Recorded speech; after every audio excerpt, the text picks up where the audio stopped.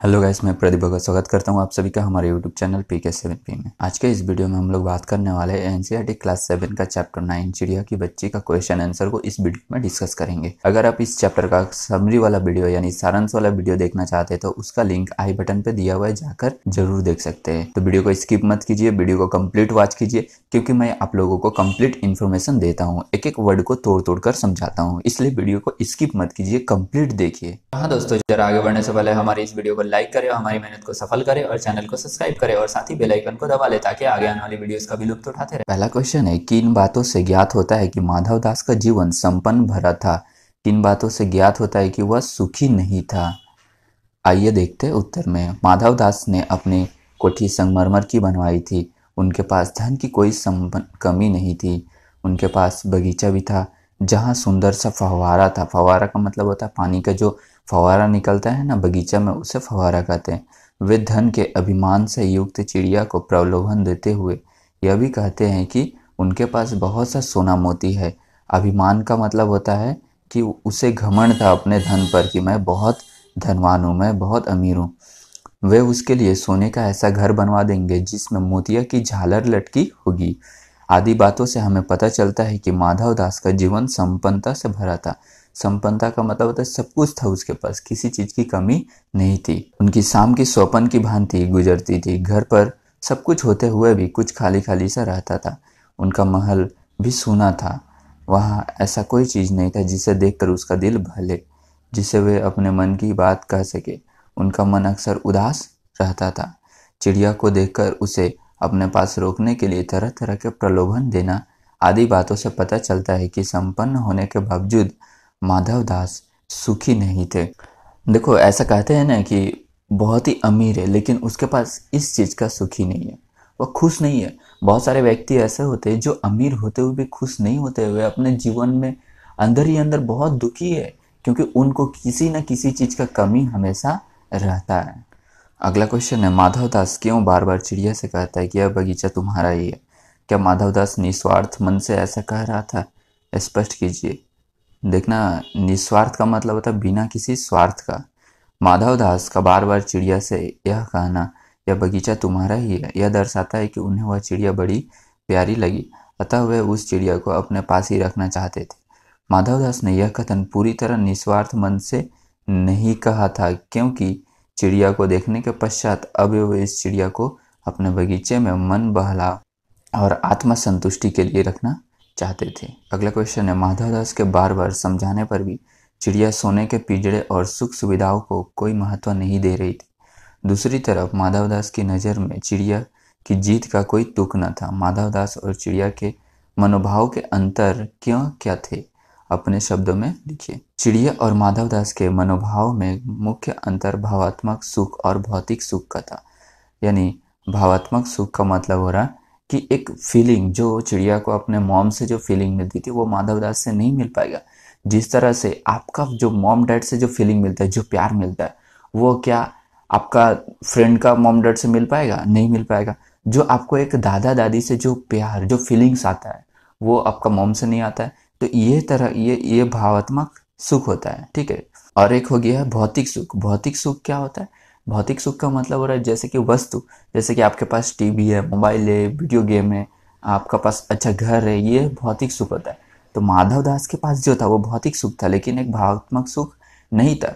उसके पास क्या था? घर था, सोने का महल था, सब कुछ था, लेकिन उसके पास एक बात करने के लिए या मन बहलाने के लिए ऐसा कोई व्यक्ति नहीं था। एक तरफ माधव दास के लिए धन संपत्ति से बढ़कर जीवन में कुछ नहीं था। उन्हें यह विश्वास था कि यह धन से वह कुछ भी खरीद सकते हैं, परंतु दूसरी तरफ चिड़िया के लिए ये सारी सुख सुविधाएं व्यर्थ थी। उसके लिए अपनी माँ की गोद से प्यारा कुछ नहीं था। इसी कारण चिड़िया जहाँ माधव दास के बार बार समझाने पर भी सोने के पिंजरे और सुख सुविधाओं को कोई महत्व नहीं दे रही थी, वही दूसरी तरफ धन को ही वह सर्वोपरि समझने के कारण माधव दास को चिड़िया के घर जाने की जिद बेतुकी लगा रही थी। यानी माधव दास क्या कर रहे थे? धन को सर्वोपरि, यानी सब कुछ अपना धन को ही समझ रहे थे, मतलब पैसा ही सब कुछ है। लेकिन नहीं मेरा भाई, दुनिया में पैसा ही सब कुछ नहीं है। आप पैसा से व्यक्ति खरीद सकते हैं, पैसा से मानव को खरीद सकते हैं, लेकिन आप पैसा से मानव का प्यार को नहीं खरीद सकते। अगर आप इस बात से सहमत है तो मुझे नीचे कमेंट में जरूर बताना। नेक्स्ट क्वेश्चन है, कहानी के अंत में नन्ही चिड़िया को सेठ के नौकर के पंजे से भाग निकलने की बात पढ़कर तुम्हें कैसा लगा? 40, 50 या इससे कुछ अधिक शब्दों में अपनी प्रतिक्रियाएं लिखे। यानी क्वेश्चन में क्या कर रहा है, जो लास्ट में जो सीन था, जो नौकर चिड़िया को पकड़ना चाहता था लेकिन चिड़िया उसके पंजे से भागकर निकल गई, वो वाला जो दृश्य था वो तुमको कैसा लगा? अपने लैंग्वेज में इसको लिखना है। आइए हम लोग अपने लैंग्वेज में इसे लिखते हैं। कहानी के अंत में नन्ही चिड़िया का बुद्धिमती पूर्वक सेठ के नौकर के पंजे से भाग निकलना, सीधे अपनी माँ की गोद में पहुंचने की बात पढ़कर हमें अति आनंद हुआ। मतलब हमें बहुत ही खुशी होता है। चिड़िया बचकर बाहर निकल गई। यदि इस कहानी का सुखद अंत ना होता तो जीवन भर नन्ही चिड़िया की सेठ की कैद में अर्थात पिंजड़े में ही रहना पड़ता। कभी वह स्वच्छंदता उड़ान न भर पाती। स्वच्छंदता का मतलब है वह फ्रीडम तौर पे अपनी माँ से मिलने के लिए तरस जाती। अतः नन्ही चिड़िया का लालच में न फंसना और सुरक्षित भाग निकलना यह भी बताता है कि स्वतंत्रता से बहुमूल्य कुछ भी नहीं है। परतंत्र रहकर मिलने वाले समस्त सुख उसके आगे व्यर्थ है। आप दूसरे का एक गुलाम है, ठीक है, आप परतंत्र है, किसी का गुलामी में आपको सारा सुख सुविधा दिया जा रहा है। यानी आपको एक घर पे बंद कर दिया जा रहा है और आपको कहा जा रहा है कि आपको यही घर पे रहना है, इससे बाहर नहीं निकलना है। आपको जितना पैसा चाहिए मैं दूंगा, आपको जो चाहिए मैं दूंगा, लेकिन आपको मैं जो बोलूँगा वही करना होगा। क्या आप करेंगे? नहीं ना। तो आप क्या चाहते हैं? फ्रीडम, कि नहीं भाई मैं किसी के बोलने पर नहीं चलूँगा, मैं स्वतंत्र हूँ, मुझे जब मन चाहे मैं जहाँ जाऊँगा मैं अपना मन का करूँगा। इसे कहते हैं स्वतंत्र। समझ में? लेकिन आजकल बच्चे लोग, आप लोग ज़्यादा स्वतंत्र होने की भी मत सोचें, क्योंकि आपका एज अभी कम है। आप अपने मम्मी का, इस उम्र में आप अपने मम्मी का बात सुने तो ही बेटर है। अगर आपको मेरा यह सुझाव अच्छा लगता है तो कमेंट करके ज़रूर बताना। नेक्स्ट क्वेश्चन है, माँ मेरी बाट देखती होगी। नन्ही चिड़िया बार बार इसी बात को कहती है। आप अपने अनुभव के आधार पर बताइए कि हमारी ज़िंदगी में माँ का क्या महत्व है। मतलब नन्ही चिड़िया बता रही है कि आप अपने अनुभव पर, अपना एक्सपीरियंस के आधार पर बताइए कि आपकी ज़िंदगी में या हमारी ज़िंदगी में माँ का क्या महत्व है, क्या इम्पोर्टेंट है माँ का। अगर माँ ना होती तो क्या होता? ये सारा संसार ही सूना सा लगता है। आप बहुत खुशनसीब है, या वह बच्चा बहुत खुशनसीब है जिसके सर पे माँ का छत होता है। बहुत ही खुशनसीब है। कभी उस बच्चे से भी मिलकर आइए जिसकी माँ को वह देख नहीं पाता है, या जिसकी माँ बहुत ही छोटी उम्र में इस दुनिया को छोड़कर चली जाती है। उस बच्चे से बात करके आइए कभी, उसका क्या फीलिंग्स होता है माँ के लिए। तभी जाकर आपको माँ का महत्व समझ में आएगा। आइए देखते हैं। कहते हैं कि ईश्वर साक्षात दिखाई नहीं देता, इसलिए उसने धरती पर माँ को भेजा है, जो हर मुश्किल घड़ी में हमारे साथ रहती है। किसी भी व्यक्ति के जीवन में उसकी माँ का होना किसी अनुपम वरदान से कम नहीं होता है। एक बच्चे के लिए उसकी माँ की अहमियत दुनिया में सबसे अधिक होती है। वह न केवल बच्चों को जन्म देती है बल्कि उसका सही ढंग से पालन पोषण करती है और अच्छे संस्कार देती है। वही बच्चों की पहली दोस्त और अध्यापिका भी होती है। अध्यापिका का मतलब होता है टीचर, दोस्त का मतलब फ्रेंड। माँ बिना कुछ कहे मन की बात जान जाती है। मतलब ऐसा कभी कभी होता है ना कि आप अपने मम्मी पापा से कुछ नहीं बोल रहे, कुछ या बोलने में शर्मा रहे या कुछ हिचक हो रहा है, लेकिन आपका फेस देखकर आप क्या करना चाहते हैं, आपके मन में क्या चल रहा है, माँ सब समझ जाती है।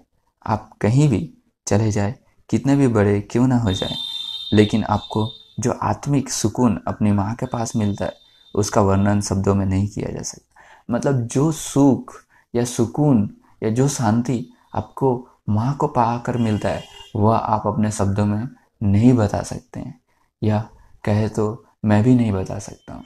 इस कहानी का कोई शीर्षक देना हो तो आप क्या देना चाहेंगे और क्यों देना चाहेंगे? सबसे बड़ा इम्पोर्टेंट क्वेश्चन है, क्यों आप इस कहानी का कोई शीर्षक देना चाहेंगे? इस कहानी के लिए हम शीर्षक सच्चा सुख दे सकते हैं, क्योंकि यहाँ पर जीवन में सच्चा सुख क्या होता है वह एक छोटी सी चिड़िया के माध्यम से बताया गया। सही बात है यार, सच्चा सुख का मतलब ये नहीं होता कि मेरे पास BMW गाड़ी हो, मेरे पास एक बड़ा सा महल हो, मेरे पास अच्छे बाइक हो, बहुत सारा बैंक बैलेंस हो। ये सच्चा सुख नहीं होता है यार। सच्चा सुख तो एक इंसान को एक झोपड़ी में मिलता है। सच्चा सुख तो इंसान को फटे पुराने कपड़ों में भी मिलता है। बस अपना अपना नज़रिया होना चाहिए। लेकिन आज का जो दुनिया है वो दिखावे का दुनिया है। दुनिया में उसे ही ज़्यादा सुखी और खुशी उसे ही मानते जिसके पास बहुत ही महंगे कार हो, बहुत ही बड़े बड़े बिल्डिंगें हो और बहुत सारा पैसा हो। उसे ही हम लोग आज के दुनिया में सच्चा सुखी और खुशी व्यक्ति मानते। लेकिन वास्तव में ऐसा कुछ भी नहीं है। अन्य शीर्षक बुद्धिमान चिड़िया भी हो सकता है, क्योंकि अपनी चालाकी से उसे संकट से मुक्ति मिली। नेक्स्ट क्वेश्चन है, इस कहानी में आपने देखा कि वह चिड़िया अपने घर से दूर आकर भी फिर अपने घोंसले तक पहुंच जाती है। मधुमक्खियों, चींटियों, ग्रह नक्षत्रों तथा प्रकृति के अन्य विभिन्न चित्रों में हमें एक अनुसंधानबद्धता देखने को मिलती है। इस तरह के स्वाभाविक अनुशासन का रूप आपको कहाँ कहाँ देखने को मिलता है? उदाहरण देकर बताइए। मतलब दूसरे दूसरे चिड़ियों के साथ या दूसरे दूसरे ग्रह नक्षत्रों के साथ भी हमें इस तरह का एक अनुशासनबद्धता का मतलब होता है कि एक जो नियम कानून में वो लोग चलते हैं या एक उनके अंदर जो एक अनुशासन रहता है वो देखने को मिलता है।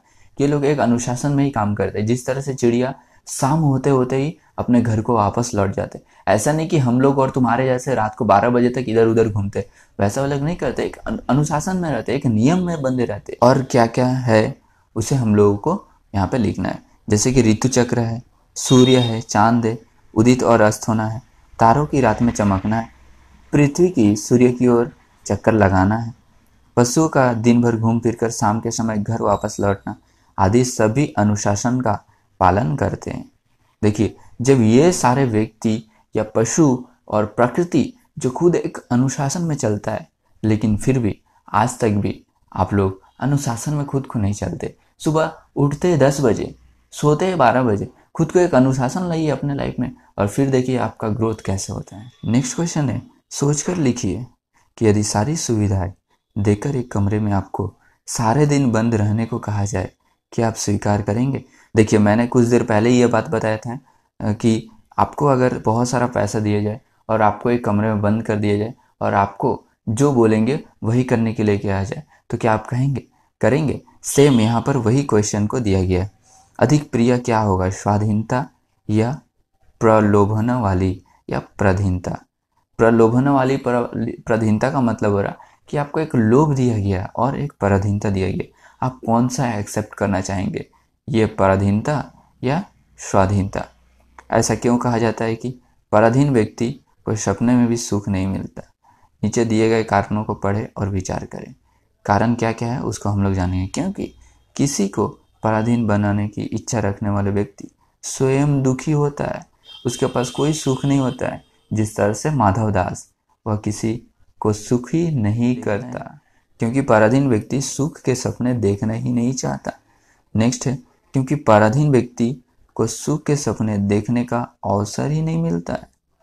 आइए उत्तर में जानते हैं। सारी सुख सुविधाएं मिलने पर भी हम स्वाधीनता ही स्वीकार करेंगे, न कि प्रलोभन वाली पराधीनता। क्योंकि सुविधाएं कितनी भी क्यों न मिल जाए, हम है तो किसी के अधीन। पराधीन व्यक्ति दूसरों के अधीन रहने के कारण आत्मिक सुख से सदा वंचित रहता है। यानी आप खुशी से जिसके पास, जो व्यक्ति के पास रहना चाहते हैं, वहाँ पे रहने में आपको जो आनंद मिलता है, वो एक पराधीन व्यक्ति यानी जो आपको एक प्रलोभन दे रहा है कि तुम मेरे पास रहो, मैं तुम्हें इतना पैसा दूंगा, तो उसके पास आपको वो सुख नहीं मिले। लेकिन आप फ्री में किसी व्यक्ति के पास काम करना चाहते और अपना इच्छा से करना चाहते, उसके पास जो सुखी या खुशी आपको मिलेगा, जो व्यक्ति आपको सैलरी दे रहा, पैसा दे रहा, वो व्यक्ति के पास वो आपको खुशी और सुखी नहीं मिलेगा। इसका मतलब ये नहीं है कि जो व्यक्ति सैलरी पर जॉब करते वो सुखी नहीं है, खुशी नहीं है। इसका मतलब ये नहीं है। मेरे कहने का मतलब है कि आप यहाँ पर, मेरा कहने का मतलब सिर्फ यहाँ पर है स्वाधीनता और पराधीनता में तुलना करना। अब आते हैं भाषा की बात, यानी हिंदी व्याकरण। पाठ में पर शब्द 3 प्रकार के प्रयोग हुए। पर शब्द 3 प्रकार के प्रयोग हुए। गुलाब की डाली पर चिड़िया आन बैठी, कभी पर हिलाती, पर बच्ची कांप कांप कर माँ की छाती से और चिपक गई। यहाँ पर जो तीनों पर है, सबका मीनिंग अलग अलग है। समझ में आया? सबका मीनिंग अलग अलग है। ये जो पर है इसका मतलब होता है ऊपर, ओके। और यहाँ पे जो पर है इसका मीनिंग हो रहा है पंख। किसका पंख? चिड़िया का पंख, ओके। और यहाँ पर कभी पर हिलाती थी, ये भी जो पर है इसका मीनिंग हो रहा है पंख। पर कभी, ये पर का मतलब हो रहा फिर, या पर कभी जैसे बोलते हैं ना, लेकिन, फिर, ठीक है, ये इसका मीनिंग हो रहा है। यहाँ पर तीनों पर प्रयोग तीन उद्देश्य से हुए। इन वाक्यों को आधार पर लेकर आप पर का प्रयोग कर ऐसे 3 वाक्य बनेंगे जिसमें अलग अलग उद्देश्य के लिए पर का प्रयोग हुआ। पहला है, जामुन के पेड़ पर तोता बैठा था, यानी उसके ऊपर उस मोर के पर कितने सुंदर, यानी पंख कितना सुंदर है। राधा रानी पर बहुत एहसान है, रानी के ऊपर। नेक्स्ट क्वेश्चन है, पाठ में तैने क्षण भर सुख करियो 3 वाक्यांश ऐसे हैं जो खड़ी बोली हिंदी के वर्तमान रूप में तूने क्षण भर सुख करना लिखे या बोले जाते। यानी ये जो वर्ड थे ये एक पहले के थे, ठीक है, इसको अब इस भाषा में अपडेट कर लिया गया है, ठीक है। तैने को तूने हम लोग बोलते हैं, क्षण भर यानी क्षण भर ऐसा लिखा जाता है, खुश को खुश ऐसा लिखते हैं। लेकिन हिंदी के निकट बोलियों में कहीं कहीं इनके प्रयोग होते हैं। इस तरह के कुछ अन्य शब्दों को खोज कीजिए, जैसे कि अयो को क्या लिखते हैं, आओ। करियो को क्या लिखते हैं, करना। दियो को देना। जैसे कि बहुत सारे आप लोग फ्रेंड लोग में ऐसे बोलते हैं ना, अरे तूने क्या करियो, मैंने तो ऐसे करियो, ये काम करियो। इस तरह से इसको अपडेट कर दिया गया है। करियो को बोलते हैं करना, आप क्या काम कर रहे हैं। दियो को बोलते हैं देना, आप क्या दिए दिए, यानी बहुत सारे मजाक में आप लोग बोलते हैं दियो, ठीक है। तो उसको अपडेट करके देना कर दिया गया है हिंदी वर्ड में। यानी आप लोग को एग्ज़ाम में ये सब नया नया वर्ड लिखेंगे तो ही बेटर है, यानी एग्ज़ाम में आप लोग यही लिखेगा, यही सही है। वीडियो को अंत तक देखने के लिए आप सबका बहुत बहुत धन्यवाद। अगर आप लोगों को इस चैप्टर से रिलेटेड कोई डाउट्स रह गया या कोई क्वेश्चन आप लोगों को करना है तो आप हमें कमेंट करके पूछ सकते हैं, मैं उसका 100% रिप्लाई देता हूँ। अगर आप लोगों को यह चैप्टर समझ में आता है, अगर आपको मेरे बताने की तरीका अच्छी लगती है तो आप प्लीज़ चैनल को सब्सक्राइब कीजिए, वीडियो को लाइक कीजिए और अपने फ्रेंड सबको भी शेयर कीजिए। मैं प्रदीप भगत मिलता हूँ आप लोगों से एक नए वीडियो में एक नए टॉपिक के साथ। तब तक के लिए जय हिंद, वंदे मातरम।